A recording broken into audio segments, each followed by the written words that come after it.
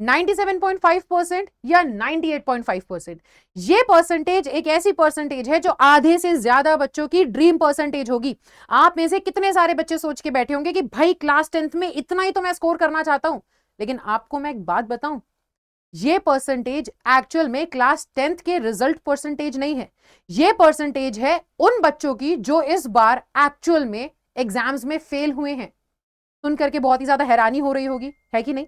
यहां पर मैं बात कर रही हूं नीट एग्जाम की और बहुत ही ज्यादा पॉपुलर जेई एग्जाम की।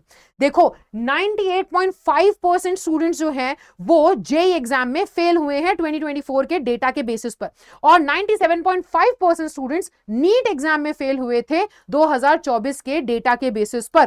तो इतने ज्यादा बच्चे फेल हो जा रहे हैं, आप समझ रहे हो कि आपका कंपटीशन कितना ज्यादा होगा और कहीं ना कहीं कितना ज्यादा टफ होगा इस एग्जाम को क्रैक करना, कि इतने सारे स्टूडेंट्स पहले पड़ाव में ही छंट जाते हैं और मुट्ठी भर बच्चे होते हैं। केवल अगर आप यहां पे डेटा को देख पाए तो 2.5 से 3% ही स्टूडेंट्स हैं जो एक्चुअल में सक्सेस को पा रहे हैं, इन फेलियर की कैटेगरी में नहीं आ रहे। मैं थोड़ा सा और डेटा आपको बताती हूं ताकि आपको और अच्छे से क्लैरिटी आए कि भाई देखो आईआईटी या फिर अगर तुम सोच रहे हो एम्स या मेडिकल कॉलेज में जाना है तो वो तो तुमसे नहीं हो पाएगा अगर तुम्हारा माइंडसेट भी इस कैटेगरी में लाई करता है। कहीं ना कहीं इन बच्चों ने कुछ बहुत बड़ा गलती करी है, कुछ बहुत बड़ा गलत डिसीजन लिया था जिसकी वजह से वो इस कैटेगरी में लाई करे कि वो फेल हो गए, पास नहीं हो पाए। आपको मैं थोड़ा सा और डेटा दिखाती हूं। आप यहां पर देखो 25 लाख से भी ज्यादा बच्चे होते हैं जो आपके नीट एग्जाम के लिए रजिस्टर करते हैं, 25 लाख से भी ज्यादा बच्चे। तो यानी कि आपका कंपटीशन यहां पर है, 25 लाख बच्चों के बीच में आप कंपीट कर रहे होगे। लेकिन आप जानते हो सिर्फ 1 लाख सीट ही है हमारे पूरे भारतवर्ष में, सिर्फ 1 लाख सीट ही है बच्चों के लिए एमबीबीएस में, और वो भी 55,000 सीट्स ही हैं जो कि एक्चुअल में गवर्नमेंट सीट्स हैं, जो कि एक्चुअल में अफोर्डेबल होगी आप लोगों के लिए। बाकी तो प्राइवेट है और आप जानते हो कि प्राइवेट में फिर आपको पैसे भी उतने ही देने पड़ेंगे।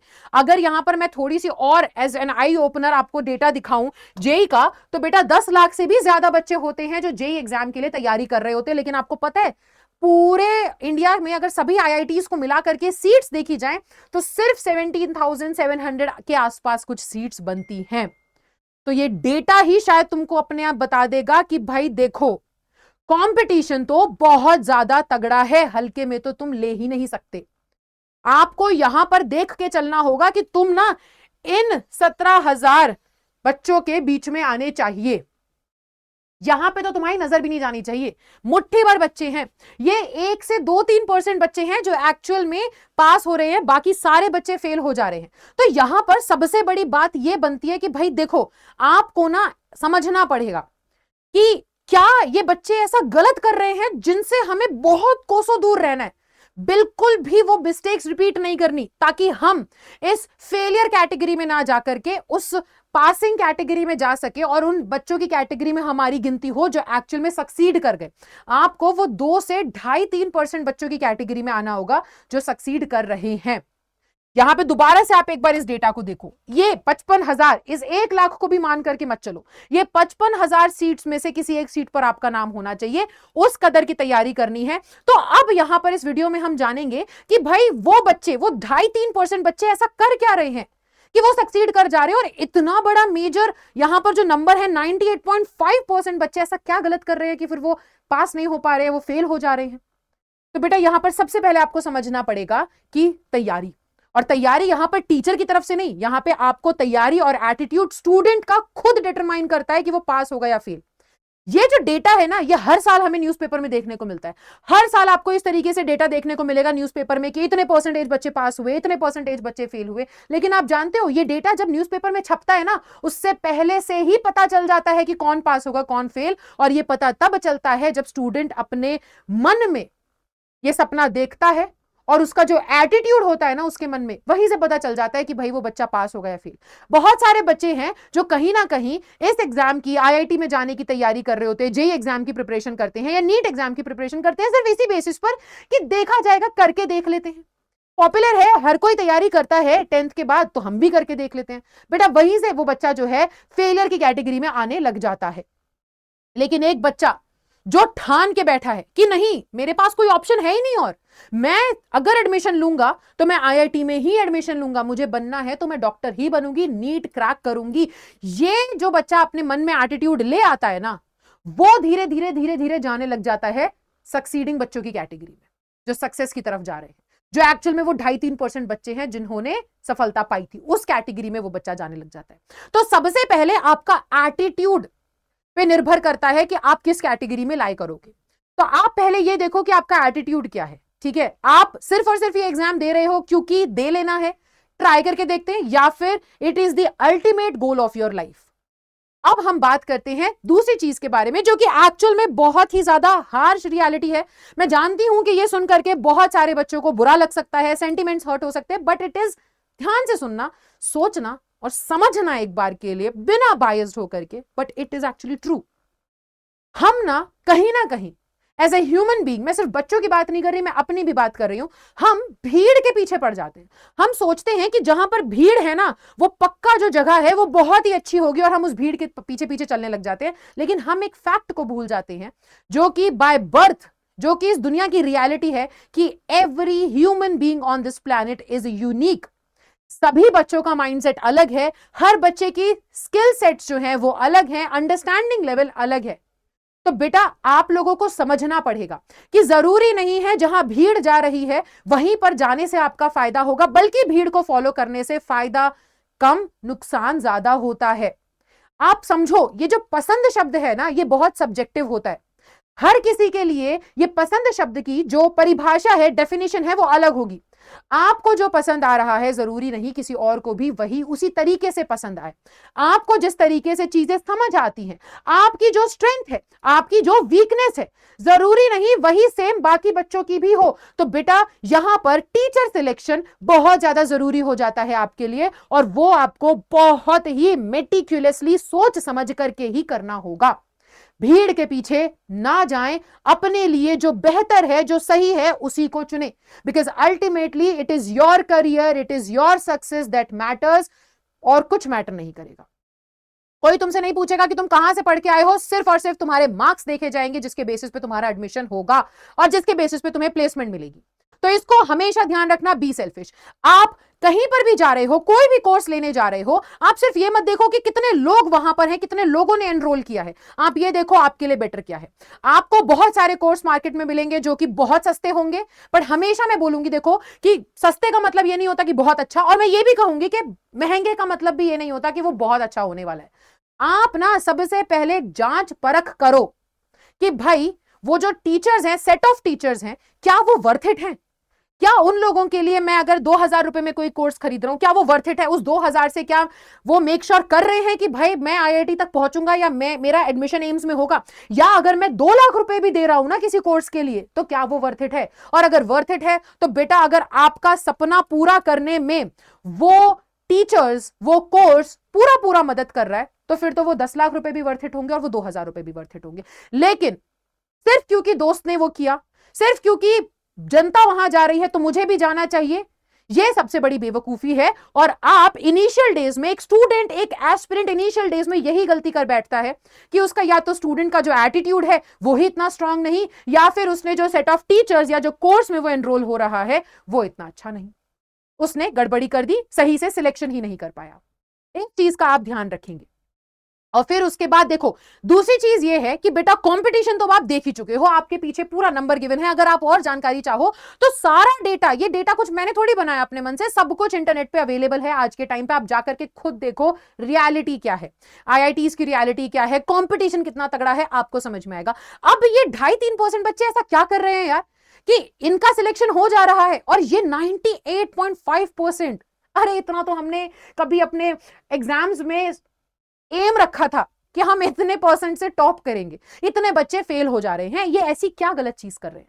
तो सबसे बड़ी गलती जो एक बच्चा आज के टाइम पे कर रहा है वो है कि he is not starting early. आप वेट कर रहे हो, कि भाई जब सीजन आएगा, अभी तो मेरे 10th के एग्जाम्स खत्म हुए हैं, अभी तो थोड़ी मौज मस्ती कर लेता हूं, इतना प्रेशर मैंने झेला था, अब थोड़ा मौज मस्ती करने के बाद रिजल्ट आएगा, उसके बाद मैं तैयारी शुरू करूंगा। आपको मालूम नहीं है, जब भीड़ जब भागेगी ना, उसमें जब आप भागना शुरू करोगे तो बेटा तुम कहां पीछे रह जाओगे, और उस भीड़ को, ठीक है, उस भीड़ को क्रॉस करना, ओवरटेक करना तुम्हारे लिए लगभग इंपॉसिबल हो जाएगा। और इसलिए ये जो स्कोर है ना, यहां पर हम जो ये परसेंटेज देख रहे हैं, ये परसेंटेज जो है वो इतनी हाई इसी वजह से है, ये परसेंटेज हाई इतनी वजह से, क्योंकि बच्चे समझ नहीं पा रहे हैं कि कब उन्हें स्टार्ट करना चाहिए। आपको अर्ली बर्ड बनना पड़ेगा, आपको अर्ली स्टार्ट करना पड़ेगा। जितनी जल्दी आप स्टार्ट कर लेते हो आपके लिए उतना अच्छा है, क्योंकि तुम्हारे पास उतना ज्यादा टाइम होगा, बाकी बच्चों से लीड ले पाओगे। अरे ये 10 लाख बच्चों में से शायद ऐसे 7-8 लाख बच्चे होंगे जो तुम्हारी जैसी सोच बना करके बैठे होंगे और सोच रहे होंगे कि भाई अभी तो मेहनत करी है। देखो प्रोकास्टिनेशन जो है वो कहीं ना कहीं वो कीड़ा हमारे अंदर आ ही जाता है। हम अभी अगर मेहनत करके आए हैं ना, तो जाहिर सी बात है हम अपने आप को बोलेंगे कि यार यू डिजर्व इट, ये ब्रेक तो डिजर्व करता है। और वही ब्रेक 5 दिन का 10 दिन में बदल जाए, 15 दिन में बदल जाए, आपको नहीं पता चलता है। तो तुमको समझना है, तुम्हारा एटीट्यूड अगर बहुत ही ज्यादा सीरियस है, अगर तुम्हें पता है कि no this is the ultimate goal of my life, then start early, अभी से शुरू कर दो। 10th में हो, मैथ्स का एग्जाम है देना अभी बाकी, कोई भी एग्जाम देना बाकी हो, तुम्हारी तैयारी, प्रिपरेशंस, प्लान ऑफ एक्शन तुम्हारे मन में पहले से तैयार होना चाहिए कि मेरे को तुरंत इसके बाद करना क्या होगा, अपने एम के लिए, अपने गोल के लिए। तुम जल्दी तैयारी शुरू कर दोगे, जाहिर सी बात है तुम्हारे पास एक लीड होगी। तुम शायद हो सकता है जब 50% सिलेबस कवर कर चुके हो, वहां पे आधे से ज्यादा कंपटीशन जो है तुम्हारा वो शब्द तब शुरू कर रहा होगा, तो तुम कहीं ना कहीं उससे पहले ही आगे निकल चुके हो। जब तुम शायद 2 बार रिवाइज कर चुके होगे, तीसरी चौथी बार प्रैक्टिस कर रहे हो सकता है जो आधे से ज्यादा कंपटीशन है वो पहली बार प्रैक्टिस करने उतर रहा हो, तो बेटा आपके पास एक एडवांटेज होगा। तो प्लीज इस चीज को समझे।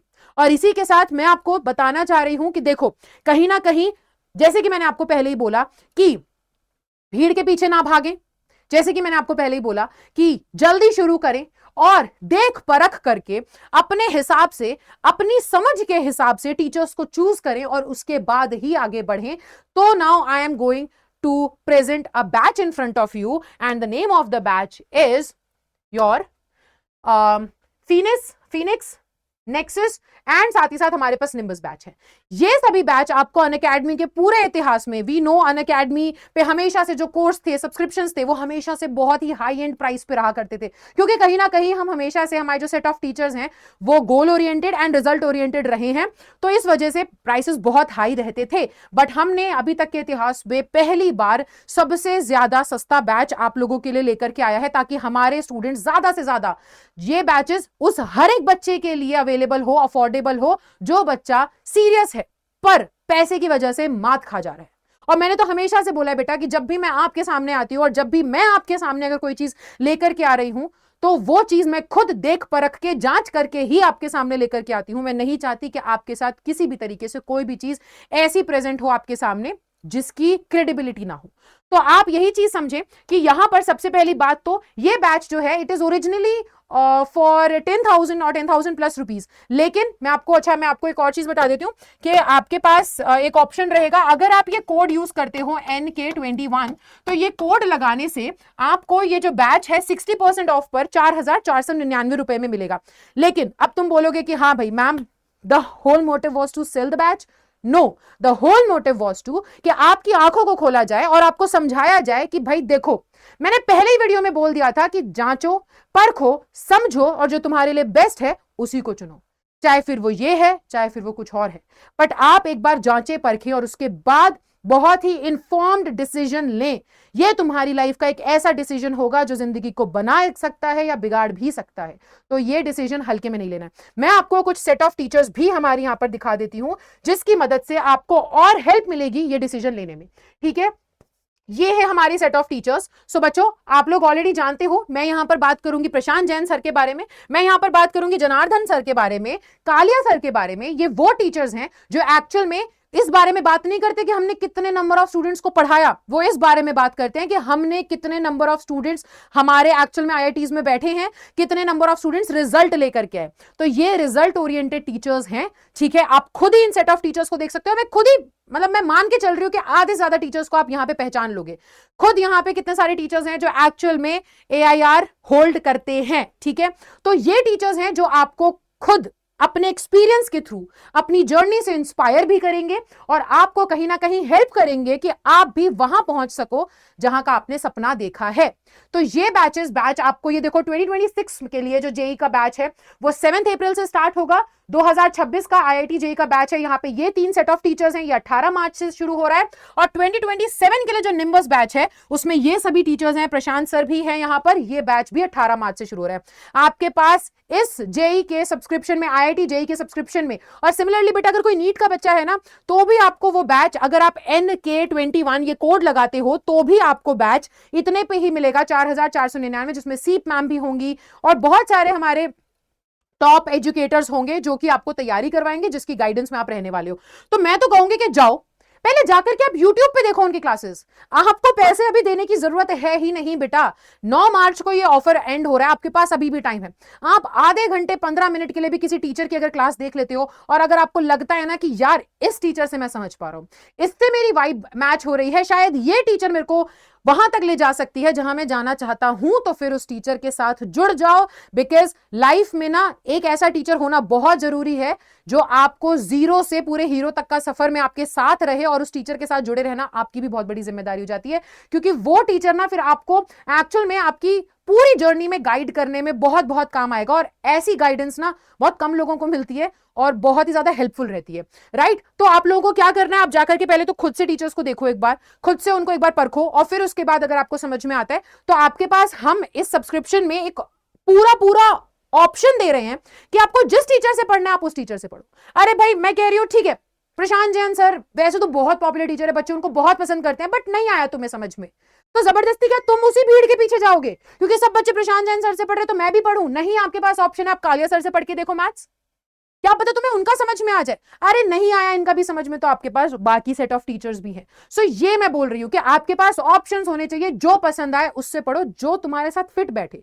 स्टूडेंट एक पजल के जैसा होता है और उस पजल को ना हर कोई भी आकर के उसमें फिट नहीं हो सकता।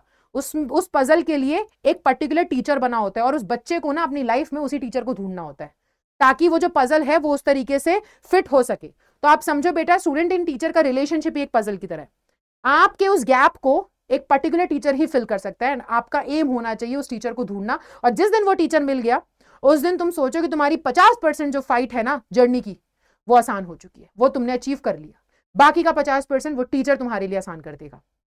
बस इसी पे आपको आगे चलना है। एंड मैंने जैसे कि आपको थंबनेल पे बताया था और स्टार्टिंग में भी बोला कि देखो भाई, आईआईटी और नीट या जेई नीट तो तुम्हारे बस की नहीं होगा अगर तुमने ये गलतियां करी तो। अब इन गलतियों से सीखो, अर्ली शुरू करो, क्लास 10th में हो या क्लास 11th में भी हो, अगर ये वीडियो देख रहे हो तो तुमको अच्छे से इंफॉर्म्ड डिसीजन लेना है, और फिर उस इंफॉर्म्ड डिसीजन जांच परखने के बाद ही कुछ आगे बढ़ेंगे। लेकिन जो भी करेंगे सीरियस है तो जल्दी करेंगे, ठीक है। सो मैं आपकी इंग्लिश एजुकेटर निकिता सिंह मिलूंगी आपसे अगले वीडियो में, और ऐसा ही कोई वीडियो होगा जिसमें मैं आप लोगों को और अच्छे से बताऊंगी कि आप अपनी तैयारी को और आप अपने करियर में कैसे एक्सेल कर सकते हैं। तो तब तक के लिए बाय बाय बच्चों, take care and thank you so much.